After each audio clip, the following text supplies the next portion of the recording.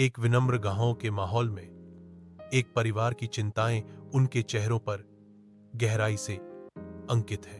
अपनी मुश्किलों के बीच युवा राजू को अपनी मुर्गी के साथ खेलने में खुशी मिलती है, जो उसके माता पिता की चिंताओं के बिल्कुल विपरीत है। मां की आवाज निराशा से कांपती है। हमें कुछ करना होगा राजू के पिता, हमारे पास खाने के लिए मुश्किल से ही कुछ बचा है। कम होते संसाधनों का भार उन पर पड़ता है। हलचल भरे बाजार के बीच एक मां धैर्यपूर्वक बैठी है। उसकी विनम्र दुकान अंडों की टोकरियों से सजी है। एक अमीर व्यापारी आता है। उसकी आंखें रुचि से चमक रही हैं क्योंकि वह मुर्गी को देखता है। व्यापारी प्रस्ताव रखता है, मैं तुम्हारी मुर्गी खरीदना चाहता हूं। मैं तुम्हें इसके लिए बहुत पैसे दूंगा। राजू बीच में बोलता है, उसकी आवाज में तीखापन है, नहीं मां, हमें मुर्गी को नहीं बेचना चाहिए।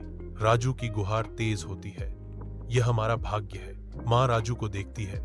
उसके चेहरे पर आश्चर्य और चिंता उभरी हुई है। दीपक की हल्की रोशनी में नहाया हुआ परिवार इकट्ठा होता है। उनके चेहरे अंतरंग वातावरण से नरम हो जाते हैं। राजू चुप्पी तोड़ता है, भविष्य पर विचार करते हुए, अगर हम मुर्गी बेच देंगे तो हमें एक ही दिन में सारा पैसा मिल जाएगा, लेकिन वह चला जाएगा। अगर हम मुर्गी रखेंगे तो हमें हर दिन कुछ न कुछ मिलेगा। मां और पिता के बीच एक जानी पहचानी नजर का आदान प्रदान होता है। उनके बीच एक मौन समझदारी होती है और उसके शब्द हवा में तैरते हैं। एक गर्म मुस्कान उनके चेहरों पर फैल जाती है, जो स्पष्टता और सहमति के एक साझा क्षण को दर्शाती है। वे राजू की बात समझते हैं।